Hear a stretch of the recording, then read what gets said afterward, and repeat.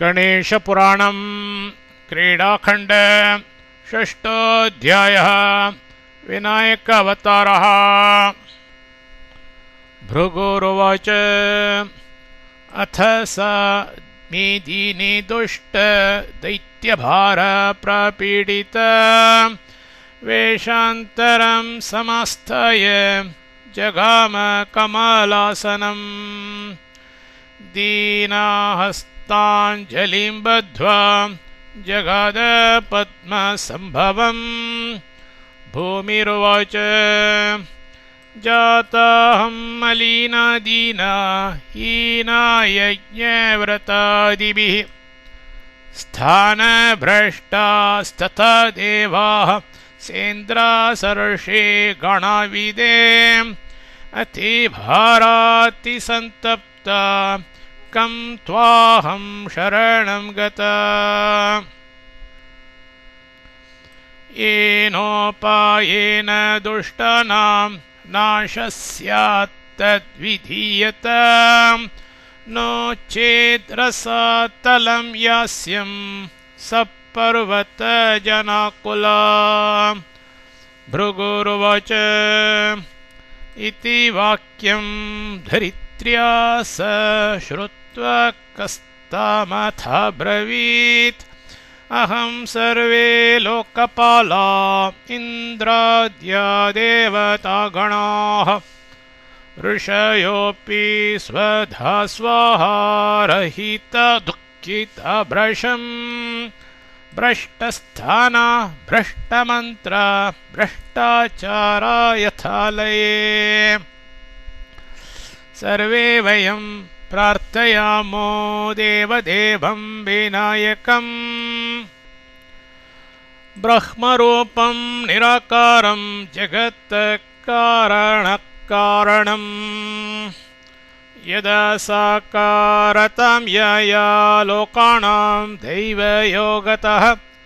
तदाशं सर्वलोकानां स्यात्तवापि वसुन्धरे। भृगुरुवाच इत्युक्त्वा तुष्टुर्देवं ब्रह्मादिर्षि गणामुदा निराकारं च साकारं बद्धाञ्जलिपुटास्तदा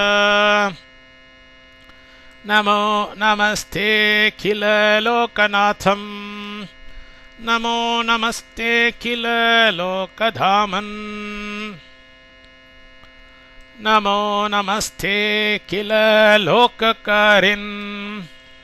नमो नमस्तेऽखिललोकहारिन् नमो नमस्ते सुरशत्रुनाश नमो नमस्ते हरतभक्तपाश नमो नमस्ते निजभक्तपोष नमो नमस्ते लघुभक्तितोष निराकृते नित्ये निरस्तमाय परात्पर ब्रह्ममयस्वरूप क्षराक्षरातीत गुणैर्विहीन दीनानुकम्पिन् भगवन्नमस्ते निरामयायाखिलकामपूर निरञ्जनायाखिलदैत्यदारिन् नित्याय सत्याय परोपकारिन् समाय सर्वत्र नमो नमस्ते। एवं स्तुत्वा पुनः प्रोच्चोर्देवदेवं विनायकम् ते सर्वे मुनयो देवा विह्वला भृशदुःखिताः हा हा भूतं जगत्सर्वं स्वधा स्वाहा विवर्जितं वयं मेरो गुहं याता आरण्या पशवो यथा अतो मुं त्वं महादैत्यं जहि विश्वम्भराधुना एवं स्तुवत्सु तु सर्वेषु प्राहवाणी न भोगता कश्यपस्य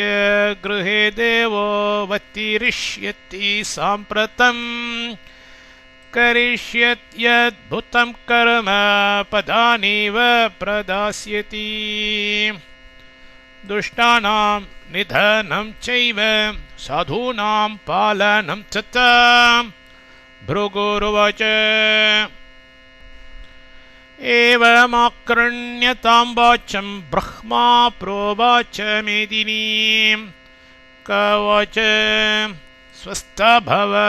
धरे देवी नभोवाणी विनिश्चयात्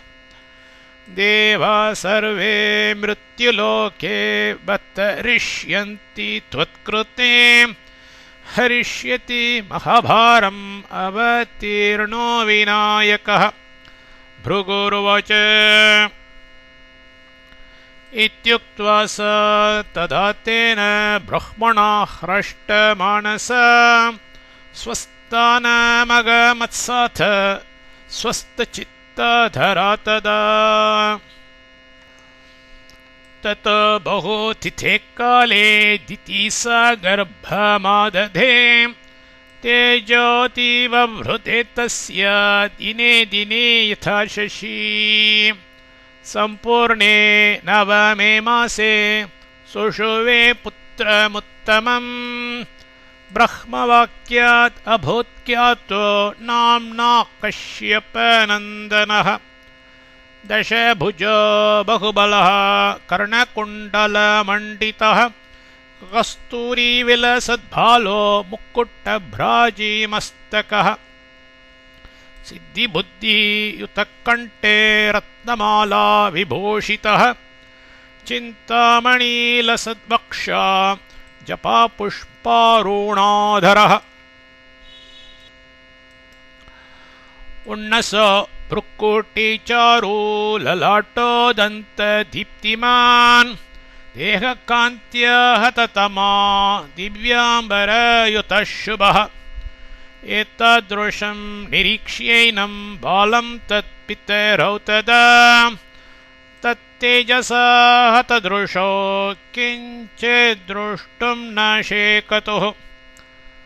बलादुन्मील्यनयने दृष्ट्वा तद्रूपमुत्तमम् ननन्दतुरुभौ पश्चात् बालस्थाभिदमब्रवीत् बालवाच मातस्त्वया यतः पूर्वं सहस्रपरिवत्सरम् येन रूपेण सन्ध्यातस्तनयत्वेन याचितः तदा नानावरान् दत्त्वा पुत्रत्वं ते गतोऽधुना सोऽहं भूभारहरणं विधास्ये सेवनं द्वयोः ब्रह्मादीनां पदप्राप्तिर्दुष्टदैत्यविनाशनम् भृगुरुवाच इत्थमाकर्ण्य तद्वाक्यं सानन्दाश्रो बभूवतुः चक्रवाक यथा वीक्ष्य नभसीव दिवाकरम् ओचतुस्तं तदा पुण्यम् अद्भुतं नौ समुद्यतम् येन नो पुत्रतां यातः परमात्मा विनायकः धन्यं कुलं नौ पितरौ जनुषे ज्ञानमेव च यतश्चराचरगुरु सर्वसाक्षी निराकृतिः नित्यानन्दमयः सत्यः पुत्रत्वं मगमच्छुभम् यस्मिन् चराचरं प्रोतं सूत्रे मणिगणा इव यः सर्वग सर्ववेत्ता स एव त्वं न संशयः इदं रूपं परं दिव्यम् उपसंहर साम्प्रतं प्राकृतं रूपमास्थाय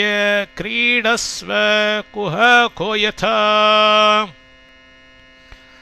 यदा यत्रोपकृत्यं ते तदा तत्त्वं विधास्यसि इत्थमाकर्ण्य तद्वाक्यं पिदधेरोपमात्मनः द्विभुज प्राकृतो बालो रुरोद धरणीतले रसातलं च गगनं नादयन् विदिशो दिशः तच्छब्द श्रवणात्वन्ध्या